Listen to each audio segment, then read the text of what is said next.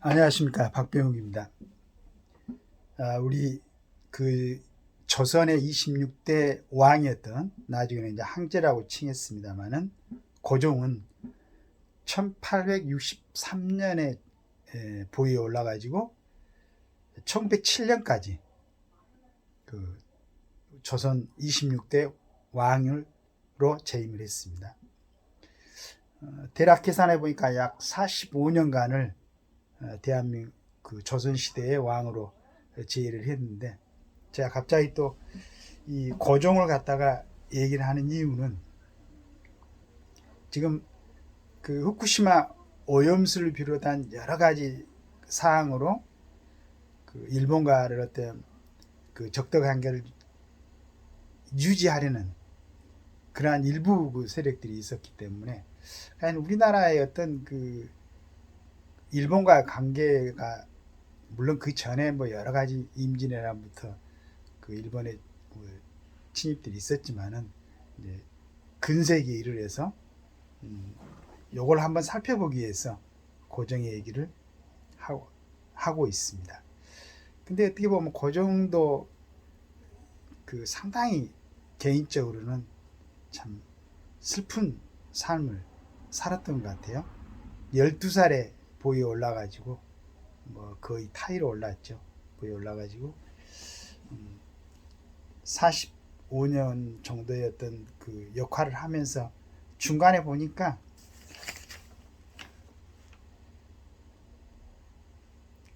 이모굴람, 1882년에 이모굴람, 1884년에 갑심정변, 1894년에 동학혁명, 그 다음에 또 1895년에는 을미사변, 이런 참 우리가 그 역사적으로 배우는 큰 사건들을 전부 다 이제 고종 때 겪으면서 일어났는데, 그러니까 이러한 과정에서 우리 이제 대한제국이 멸망해 가면서 또 1945년 해방될 때까지, 그때 보니까 우리 국민들이 선택했던 삶이 한 세 가지로 나눠진 것 같아요. 우리처럼 이제 참 평범한 삶을 사는 사람들이 일반적인 삶이라고 생각을 한다면은, 그때 우리가 을사오적으로 기억을 하고 있는 뭐 이한용 같은 사람들은 어떤 특권층이었죠. 특혜를 누리기 위해서 일본의 앞잡이 노릇을 하고 을사보호조약에 그 서명을 했던, 그 당시에 보니까 박제수는 애부 대신, 지금 같으면 외무부 장관이에요. 이주영 내무부 장관, 이근택 국방부 장관, 이완영 교육부 장관, 권중현 농림수산부 장관. 지금 이제 우리나라의 편제로 지금 읽어본 겁니다.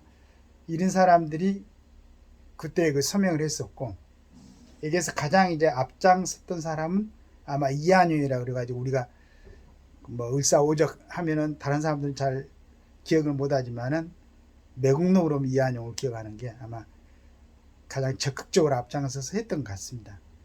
이걸 정리하려고 하다가 잠깐 이제 고종에 대해서 읽어보니까 나름대로 상당히 노력을 했습니다.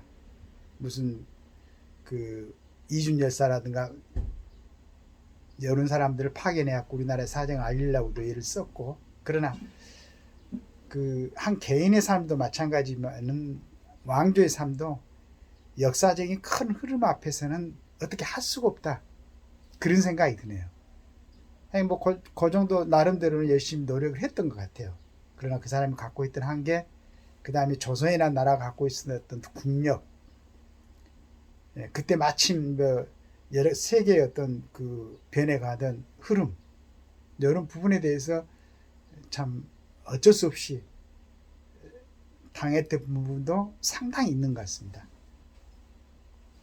그래서 다시 이제 제가 처음에 얘기했던 그때 우리 조선 사람들이 선택할 수 있었던 세 가지 삶, 끝까지 자기가 현재 갖고 있던 어떤 특별한 권력이라든가 지위라든가 편안함을 이용해서, 편안함을 위해서 그 일본과 타협을 하고 또 청나라와 타협을 하고 해서 자기의 안전만을 지키려고 했던, 즉 말해 특권을 누리려고 했던 사람들. 그 다음에 지금 이제 우리나라 대한민국 삶으로 본다면 뭐 저 같은 평범한 삶을 살아가는 일상적인 사람들. 그 다음에 자기가 갖고 있던 재산을 전부 다 독립자금으로 내놓고 자기가 갖고 있던 뭐 권력이라든가 전부 다 버리고 어떻게 하든지 우리 대한민국을 살리고 민족 자결을 위해서 헌신했던 뭐 또 히로부미를 적용한 안중근 의사부터 해서, 그러니까 이분들은 일상적인 생활을 포기한 물론 뭐 특권 같은 어떤 그런 자리에 있었음에도 불구하고 재산이나 권력을 다 버리고 자기 목숨을 버렸던, 뭐 김자인 장군 같은 경우 1930년에 그 공산 당에 의해서 피살을 당했죠. 물론 지금 많이 회자되고 있는 홍범도 장군 같은 경우도 물론 이제 육사 교정에 그 흉상이 있는 것을 어떤 육사의 그 취지로 봐서 옮기는 게 좋겠다는 의견으로 이제 국민들 다수가 지지를 하고 있지만은 그분의 어떤 독립군의 행적을 보면은 정말 일반 사람들은 따라갈 수 없는 처절한 삶이었죠. 자기를 다 버리고. 물론 나중에 이제 뭐 소련과의 어떤 그 관계 이런 것 때문에 지금 이제 그 흉상을 옮기는 일이 있었지만은, 그러나 그분의 행적은 정말 자기를 다 버렸던 겁니다.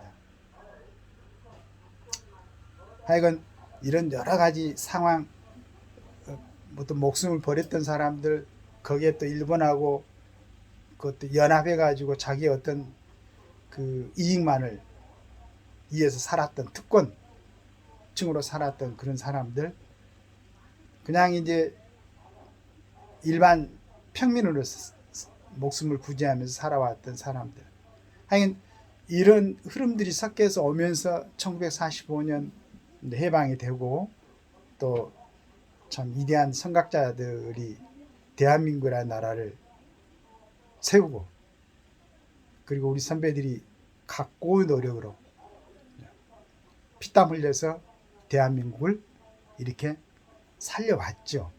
그 다음에 우리는 그 혜택을 지금 많이 받고, 물론 뭐 그 안에도 참 여러 가지 그 양보가 돼 있었고, 참 부자들도 있고 가난한 사람들도 있고, 또 그게